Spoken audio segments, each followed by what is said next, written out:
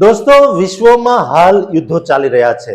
Middle ઈસ્ટમાં ભભૂકી રહેલી યુદ્ધની જ્વાળાઓ હવે અમેરિકાના 100 વર્ષ જૂના કાયદાઓને ભસ્મીભૂત કરી નાખશે.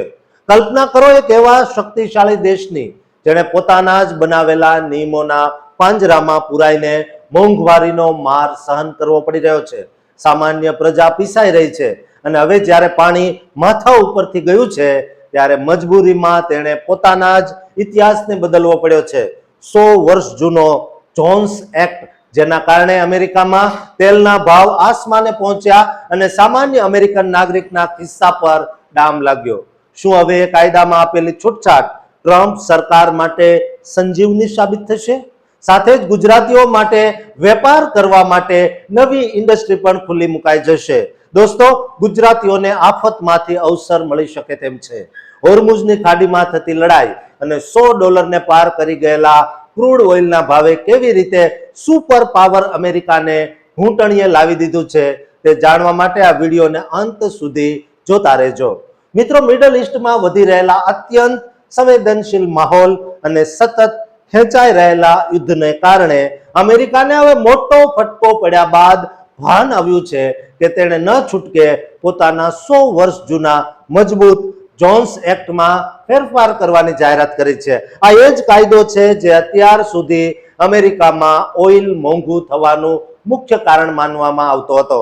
કારણ કે આ કાયદા અનુસાર અમેરિકાના એક પોર્ટથી બીજા પોર્ટ સુધી ક્રૂડ ઓઇલ કે કોઈ પણ સામાન લઈ જવા માટે માત્ર અમેરિકામાં બનેલા જહાજો, અમેરિકન માલિકો અને અમેરિકન ક્રૂ મેમ્બર્સનો જ ઉપયોગ કરવો અનિવાર્ય એટલે કે ફરજિયાત હતો.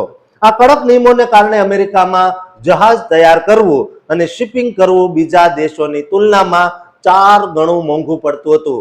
પરિસ્થિતિ એવી હતી કે ન્યુયોર્ક જેવા શહેરોને ટેક્સાસથી તેલ મંગાવવા કરતા પશ્ચિમ આફ્રિકાથી ક્રૂડ ખરીદવું સસ્તું પડતું. પરંતુ હવે જ્યારે આંતરરાષ્ટ્રીય સપ્લાય ચેઇન ખોરવાઈ ગઈ છે અને હોર્મુઝમાં યુદ્ધ ફાટી નીકળતા ક્રૂડ ઓઇલની કિંમત $100 સુધી પહોંચી ગઈ છે, ત્યારે અમેરિકામાં પેટ્રોલના ભાવમાં સીધો 60 સેન્ટનો વધારો ઝીંકાયો છે. આ ગંભીર સ્થિતિને પહોંચી વળવા માટે ટ્રમ્પ તંત્રએ જોન્સ એક્ટ અંતર્ગત આગામી 30 દિવસ માટે વિશેષ છૂટછાટ આપવી પડી છે, જેનો અર્થ છે કે હવે વિદેશી જહાજો પણ અમેરિકાના પોર્ટ પર ક્રૂડ ઓઇલ અનલોડ કરી શકશે. આ ફેરફારથી અમેરિકાના માર્કેટમાં વિદેશી જહાજોની એન્ટ્રી થતા શિપિંગનો જંગી ખર્ચ બચશે અને સમયની પણ બચત થશે, જે તેલની કિંમતોને કંટ્રોલ કરવામાં મોટી મદદરૂપ સાબિત થશે. જોકે આ નિર્ણયનો અમેરિકામાં જ ભારે વિરોધ શરૂ થયો છે. ખાસ કરીને જહાજ બનાવનારા ઉદ્યોગો અને શિપિંગ યુનિયનોનું કહેવું છે કે આનાથી ડોમેસ્ટિક ઉદ્યોગો નબળા પડશે અને હજારો અમેરિકનોની નોકરીઓ જોખમમાં મુકાશે. પરંતુ અત્યારે ટ્રમ્પ તંત્રની પ્રાથમિકતા દેશમાં વધી રહેલી મોંઘવારીને ડામવાની છે, કારણ કે તેલના વધતા ભાવ સીધા સામાન્ય જનતાના ખિસ્સા પર અસર કરી રહ્યા છે.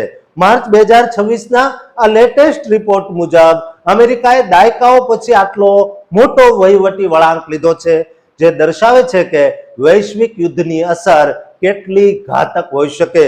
જો આ છૂટછાટ લાંબો સમય ચાલે, એટલે કે કાયમી માટે ચાલે, તો અમેરિકાની શિપિંગ ઇન્ડસ્ટ્રીનું ચિત્ર કાયમ માટે બદલાઈ શકે છે.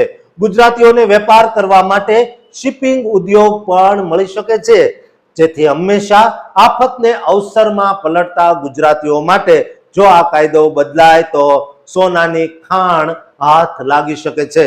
દોસ્તો, આ અંગે તમારા મંતવ્યો કોમેન્ટ બોક્સમાં જરૂર લખજો અને દરેક ગુજરાતીને આ વિડીયો શેર કરજો, કારણ કે તેમના ફાયદાની વાત છે અને આ ચેનલને સબસ્ક્રાઇબ કરવાનું પણ ચૂકતા નહીં.